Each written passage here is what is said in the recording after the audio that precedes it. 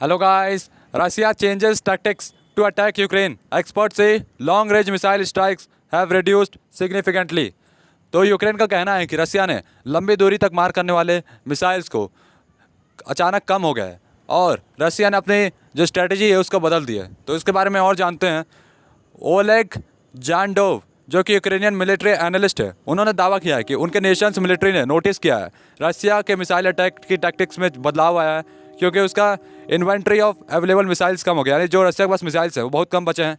और जादव ने पॉइंट किया है कि जो क्लोज रेंज अटैक्स है वो प्रीफर किया जा रहा है, यानी पास में जहाँ हमला किया जा सके, जिसमें S-300 मिसाइल्स जो हैं ये यूज़ किए जा रहे हैं फ्रंटियर सिटी ऑफेंसिव स्ट्रेटजीज़ के लिए, यानी जहाँ पर रसिया हमला कर रहा है वहाँ पे पहले S-300 से हमला कर रहा है।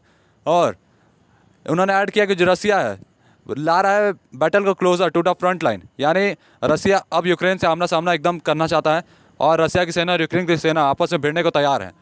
और जो फ्यूअर मिसाइल्स है टारगेट की गई है कंट्री के इंटीरियर में, कुछ ही मिसाइल्स कंट्री के अंदर तक आई हैं।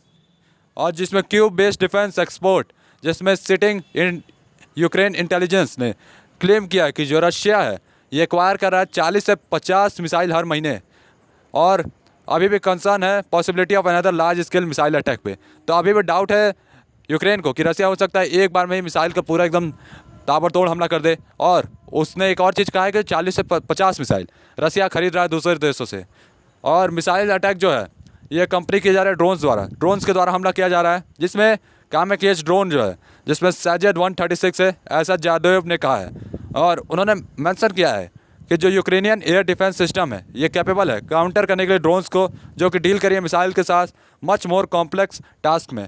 तो यूक्रेन की सेना जो भाई पूरी तरह कैपेबल है, उनके पास पूरी क्षमता है इन ड्रोन को तबाह करने की, निस्तानाबूद करने की।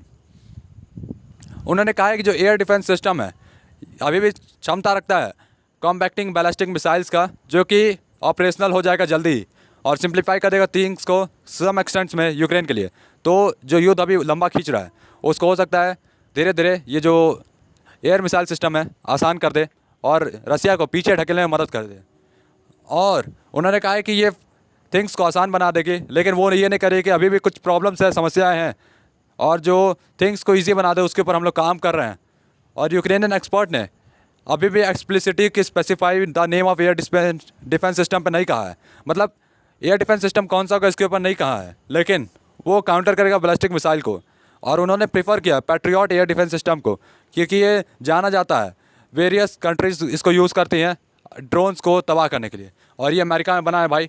और जो यूक्रेन है इसने यूनाइटेड स्टेट्स के पास अर्ज किया है प्रोवाइड करने के लिए एयर डिफेंस सिस्टम को, जो कि प्रोटेक्ट करे रशिया के अटैक से।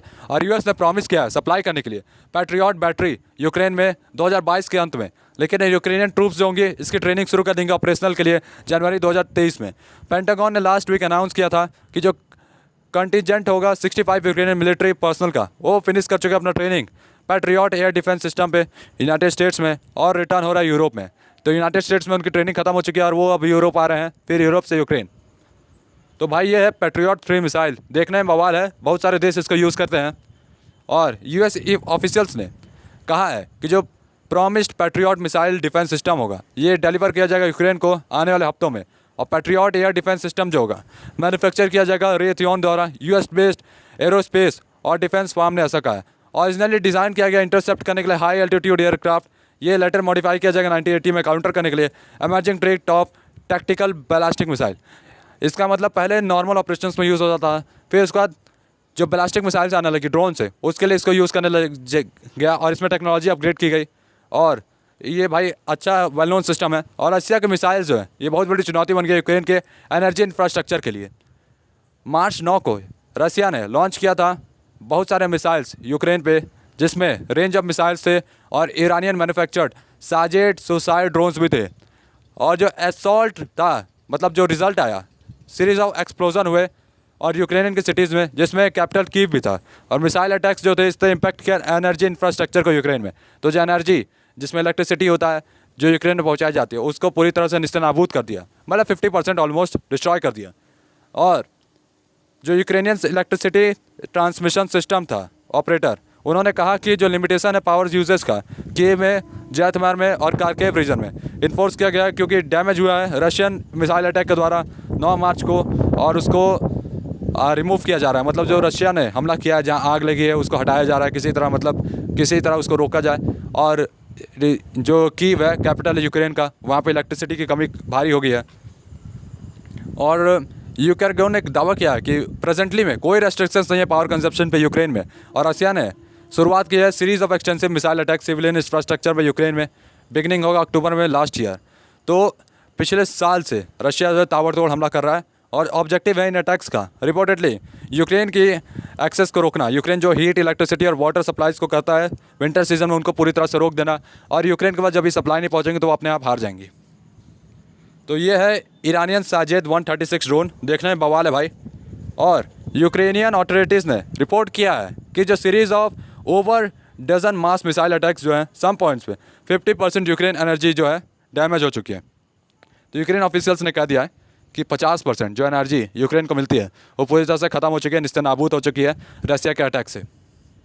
और विंटर सीजन में जो सिग्निफिकेंट पोर्शन जो है कंट्री का वो इंड्योर क्या कर दिया फ्रिक्वेंट प्लांट के लिए इमरजेंसी ब्लैकआउट्स हैं which were enforced to compensate for the deficit in generating capacity and to restore stability to the electricity grid.